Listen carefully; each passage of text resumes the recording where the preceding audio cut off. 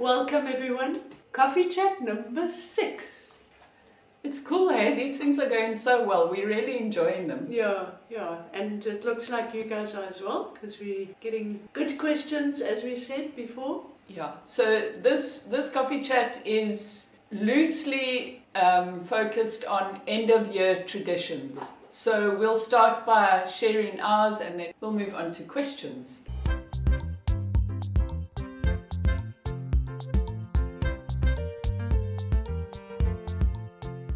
So, on a personal level, in the recent years, we've instituted a silence retreat at the end of the year. So we always celebrate, I don't know the English term, but the slip into the new year with a silence retreat. So it starts normally on the 31st, and then we go or on the 30th, and then we go through to the 1st or the 2nd or something, can't remember, 3 days normally. Yeah, and we do this with our community, the Art of Living. So they host these things. What is it actually called? It's just called the Silence. Art of Silence. It's actually called the Art of Silence because the whole thing is that we spend so much time talking and waffling. Yeah, and lots of input, So the sort of basic idea is no devices, no reading, no music, no speaking, no eye contact, no interaction at all. The only people or beings you can have contact with are people beings that aren't aware of the concept. So animals and kids, So you can, obviously you don't overdo it, but you don't ignore them. Yeah, you try and orchestrate it so that you can have your most deep silence. So ideal is to be just you or whoever you're doing it with in the room and no one else. But say if you've got a kid, or in our case we've got Miles, there will obviously be some interaction. But the ideal situation is to just be in silence with yourself, and then we meditate basically that whole time. And then the second most important thing of that tradition is that you also do service while you're in silence. So I'll just quickly explain. So they have in-person retreats, and then since COVID they've started doing online ones. So on the in-person ones you kind of prepare food and wash dishes and that kind of thing as a service. But in the online ones, the way we've started doing the service part is that we take turns preparing meals for the family. Yeah. So it's also an easier way to sort things out, because you can't talk to each other. Then there's no gesturing in the kitchen, because you know ahead of time what you're doing. Yeah.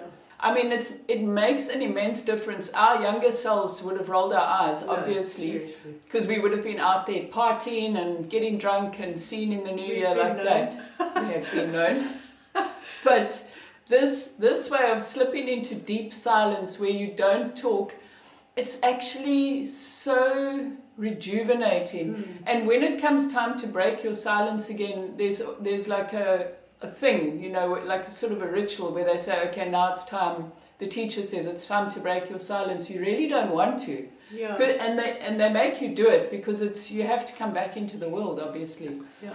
But it's so hard to say that word again. And then they say each one you have to say a word, like blessed or thank you. I mean, you choose. It's up to you what you say. Choose a word to come out of silence with. But it's hard. It feels like because it's so gentle and quiet in there, and then you have to use your outside voice again. Yeah. So that's become our tradition. Last year I was working right through, so Sporty did it. We were still in the old apartment, so we gave her the bedroom and we turned it into her retreat, and Miles and I camped out in the lounge. That's amazing. Yeah, and I was able to do my seva that way. Service. Because then I prepared her meals and then I just remembered that in March for my birthday I got to do a silence retreat, because it's not a once a year thing. They host them every few months. Yeah. So I did one for my birthday, and then I got spoiled. So this year we're doing it together, and they're doing it a slightly longer one. It's 4 days this year. Yeah. And then after that long waffle, the sort of South African tradition. This is what Joanne was asking about. Oh, okay. So because we're in the southern hemisphere and the end of the year is like deep summer for us, the tradition is generally like having braais, which is barbecues, and pool parties and that kind of thing. So that's quite different to what everyone in the northern hemisphere is experiencing with the cold weather and the white, festive, Christmassy type end of year holiday things. Yeah, and our other thing is because our summer falls at the end of the year, where everyone in the north will save their vacation time for the middle of the year, it's a tradition for everyone who has the opportunity to take their vacation at the end of the year. We all save it up and get as much of December and into January off as possible. So we get like a big fat holiday, and it's just the end of the year. Yeah, it's the best way to start the new year, because I mean, you know what it's like. You get to the end of the year and you're exhausted. You just want that break. Yeah. So that's kind of a tradition, but I don't know. We still do sort of the same as everyone else, I think, with parties at New Year and champagne and drinking too much. Was it just about end of the year or just general? Because we also have that Heritage Day thing that's very South African. Well, my question was about end of year, and I think she said, but we can talk about that because that's fun. The fact that we've turned it into a braai day. Yeah. So we've got in September there's a thing called Heritage Day where we celebrate all the different heritages in our country, because there's so many different nationalities and cultures and things. So the original idea was to wear your ethnic garb. Oh, I didn't know that. I'm always living under a rock compared to Sporty. So if you're working in an office or whatever, you'll see that people wear their personal cultural gear. Like, I don't know what you call anything, but like in Germany it would be a dirndl, or those lederhosen or whatever. Here we have those beautiful, colourful African things with the turbans and whatever. But now it's actually turned into braai day. Yeah. It's actually marketed as braai day now. Yeah, we don't even call it Heritage Day anymore, because it's the one thing that, I mean, we have a lot in common, but the one thing all of us have in common is our love for braai and eating meat. Yeah. And even, this is so funny, a little side note here, even as hardcore vegans, we've been vegan for 12 or more years now, if we smell a braai, it still makes us salivate. It's so flippin' annoying, but anyway. But braai is what brings us together as a South African culture, so that's a tradition. Yeah, that's a cool one actually. Yeah, I think that's it. The rest of our questions... Oh, wait. Before we go on to the other questions, we have to say thank you to Joanne, and I didn't get the other person's name, I'm sorry. But they gave us name suggestions for our new folding bicycle. Oh, yes. So... Joanne's was funny. Yeah, Joanne came up with Philomena the flexible flyer, or Yolanda the yoga guru. So cute. Yeah, and we love the name Philomena, so we're going to keep that one. And then the other person, I'll try and find out the name somehow, came up with Bendy because they said it's better than Foldy, which is actually true. So right, yeah. So what did we come up with? Philomena, Bendy, the fourth. The fourth. There we go. Because she's the fourth. She's the fourth we've had. Yeah, she's the fourth Foldy that we've had. So thank you for the name suggestion. At least she's christened now. When I ride, I know who I'm riding. She doesn't have to be anonymous. So now we need a nickname, because that's too long to actually... Are you taking Philomena Bendy the fourth out to get we can call her philo pastry for short when I go to the bakery. Bendy philo... Oh, croissants. Croissants. Vegan croissants. Oh, at Wild Sprout. And Philomena, will you give me a lift? You can sit side saddle on the carrier. Can you imagine the two of us? We're going to link to a video where I am happily munching on a vegan croissant.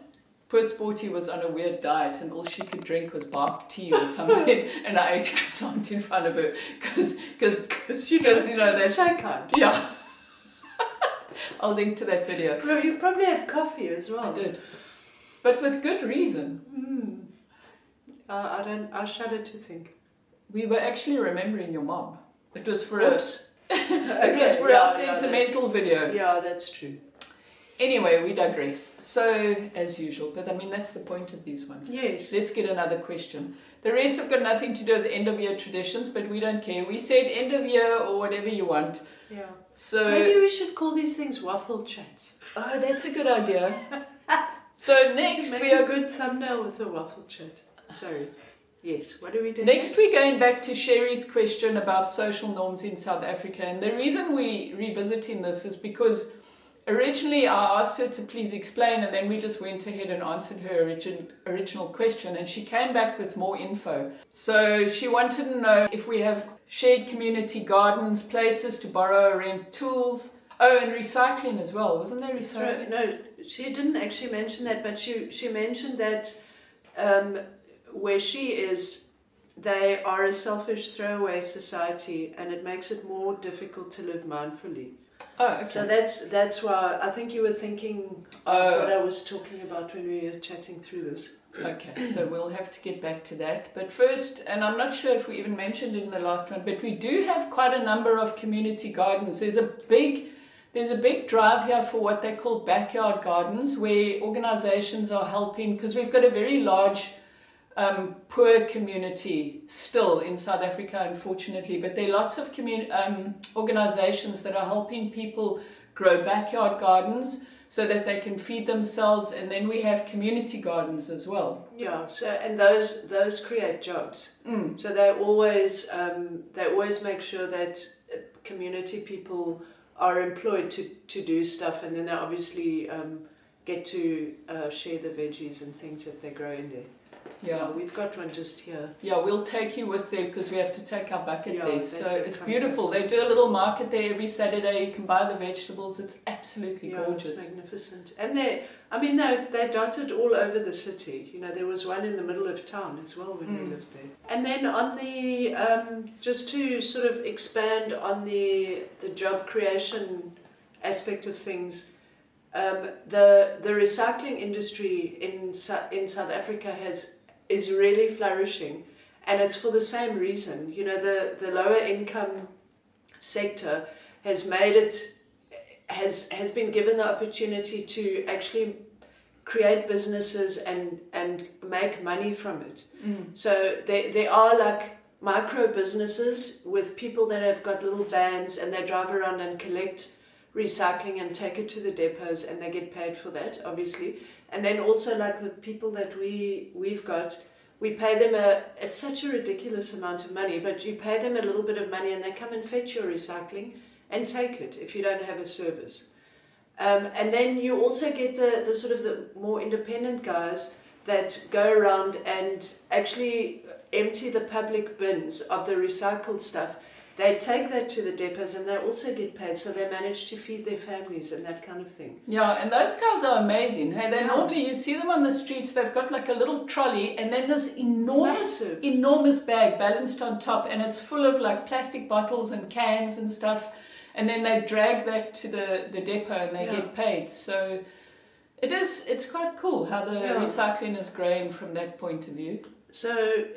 So back to the question, because of that, we are actually able to be more mindful. We can recycle our stuff, we can take our compost, so it's actually quite a nice circular economy, if you want to put it that way. I mean, it's probably not as big or maybe as organized as some places in the world, but I think all things considered, our country's doing really well. Well, at least here in the Western Cape where we are. Yeah. It's doing well. I think we try and speaking of that, I mean, we've got really decent public transport here as well. There's a fantastic bus service sort of more in the central hub of Cape Town. And then there's also, just the normal buses that go up and down all over the place. You can get anywhere you want to go.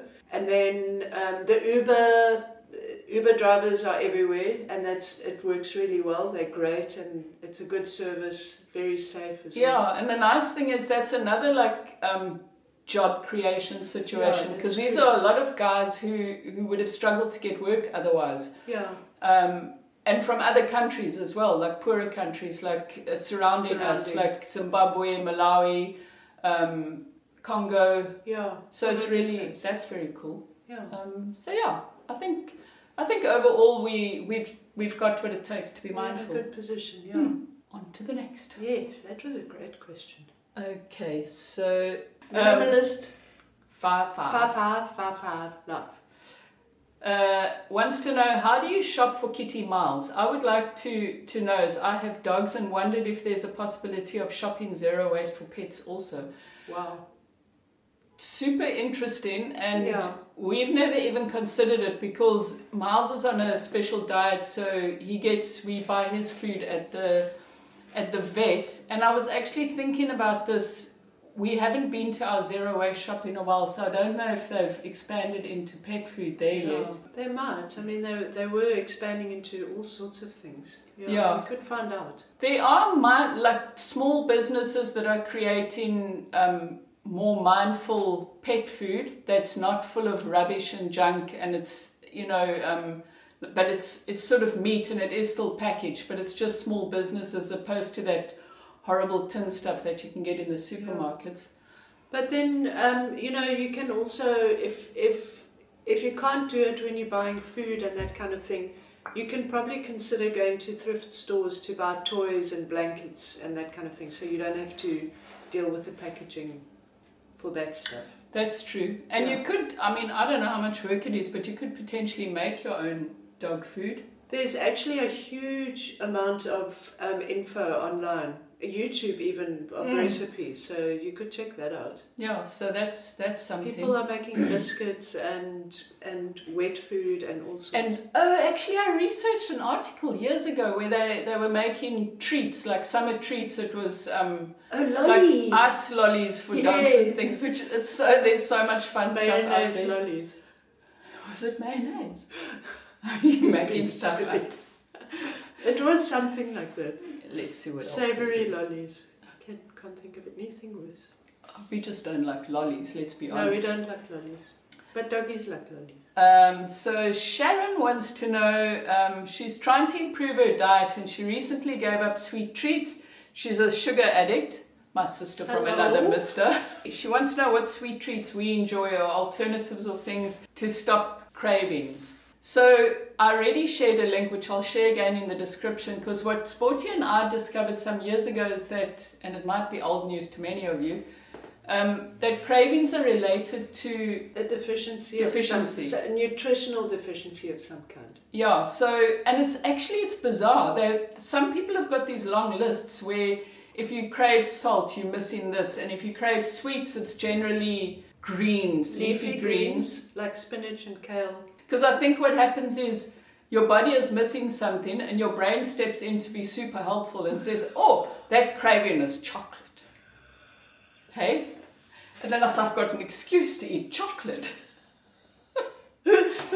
Anyway, so but we actually tested it back then and it works. No, it does. We when we had cravings, we had the spinach or whatever, and it took it away. But also, like, if you up your diet properly, so for instance, if it is the spinach thing, and then you make a point of having spinach smoothies or something in the morning, you'll notice that you feel different. It starts balancing, yeah. And then what about ideas for what we eat? Because we don't eat any of the regular processed sugar anymore. No, we don't eat any, like, the white cane sugar or any of those maltitol, dextrose, blah, blah, blah, any of that.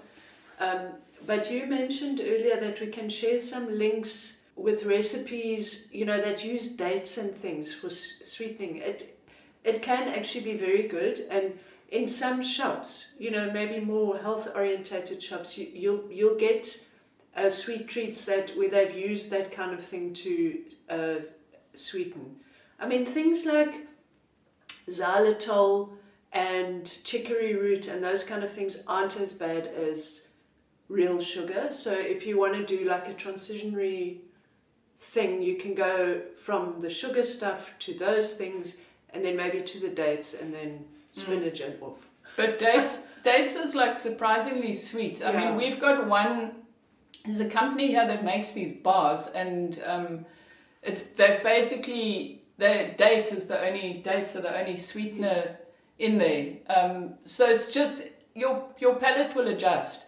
Yeah, you just need to persevere a little bit and... But it's easy to make that stuff, and then it becomes cheap. I mean, we've got a chocolate recipe where we blitz either dates or raisins with nuts in Blendobi, and then we mix it into the chocolate and we put it in the freezer, and it's delicious. Yeah, very nice. Yeah. So hopefully that helps, along with all the links that we'll share in the description. Yep. Our last question is a fun one, and it's for you, Sporty. Oh, is Sporty's name her birth name or nickname? And could you tell the story of how she got her name? I actually don't even know. No, it's not my real name. No, I remember how you got your name. My real name is Saskia. I love it. I love my real name. I think I'm so blessed to have such a beautiful name, and I thank my mother for it. And I'll quickly tell you, it's Rembrandt van Ryn's wife's nickname. Her name was actually Magdalena. I would also take a nickname. No, he made a nickname. No, I'm just saying, like, yeah. I would accept a nickname. Magdalena Bush. No. And how did I get it? I don't even remember. So, Sporty and I got into running, I think around about 2008. And we found this program, and we got like longer and longer distances. And eventually we got to a point where we started training for half marathons. And Sporty was never the sporty one between us. I always enjoyed exercising, and Sporty was more cerebral, we shall say. That's still the case, by the way. So then, because I don't know if you're old enough, you'll remember the Spice Girls, and then there was Sporty Spice and all the others. So we were doing hill training one day, and the worst hill in Cape Town, one of the worst, and she decided that she was Sporty Spice. And I don't blame her, because going up that hill, so that's basically where it started from. And I don't know how it just stuck into the public arena. I think because I thought it was cute. So then I started, when we were blogging, I started calling her Sporty. Oh, yes, okay. So then from it's the just blogging days, yeah. Yeah, so now we don't even introduce her as anything else. If it's our online persona, she's Sporty. Sporty, yeah. I quite like it. I mean, it's such a dichotomy. Because to be honest, I mean, I do it because I know it's good for me and it makes me feel better and it strengthens my body, but I don't enjoy exercise. I really don't. Unless we can walk to like the local coffee shop, even if it's a 5-hour walk, I don't mind. Yeah, walking is fun. All the other stuff, not so much. Not so much. But she got involved with a lot of it, because I used to drag her along back when I was very exercising. Very grateful though, because it does make a difference. It's really important that you do it every day, even if it's you have to 20 minutes. If your goal is longevity, healthy longevity, you need to do it. That's what your body wants, believe it or not. Yep. So sure, we got through all of that. That was one big waffle, hey? A huge waffle in one take. If we flip the screen up and it's not recording, I think I'm going to cry. Don't say that. Still recording, guys. Oh, you know what? I just wanted to say really quick that just putting it down so we don't look at ourselves. We don't look at ourselves, yeah, because obviously we'd want to. Jay said that she's really looking forward to us doing a live thing, and we need to figure out how to do that, because we record these into a camera, and I think with a live thing you probably need, I don't know, like a probably laptop just or do it something. on the laptop, yeah. Okay, so anyway, we're still trying to figure that out. No, we haven't even looked yet, to be honest. No, but it's in the. I just want to say that it is in the back burner. In the pipeline. I think what's more important is to figure out a time. So maybe we should post a poll. Do a poll post. Yeah, to find out the best time. Yeah, because I think you guys are all waking up when we're going to bed. Yeah, you're all that side of the pond. So then we're not going to be at our most exciting. Unless we're drinking wine. Okay. Sporty, I think this is it. I think we're done. So it's a sad moment on a Friday morning. Yeah, we have to start work and leave you guys. Yeah. There'll be another one. There will be. There will be a number 7. Until then, you keep it simple. Keep it questioning. No, that's not good. Until then, keep it simple. I'm not going back into my court. Keep it fun. Yes. And age with intention. Bye.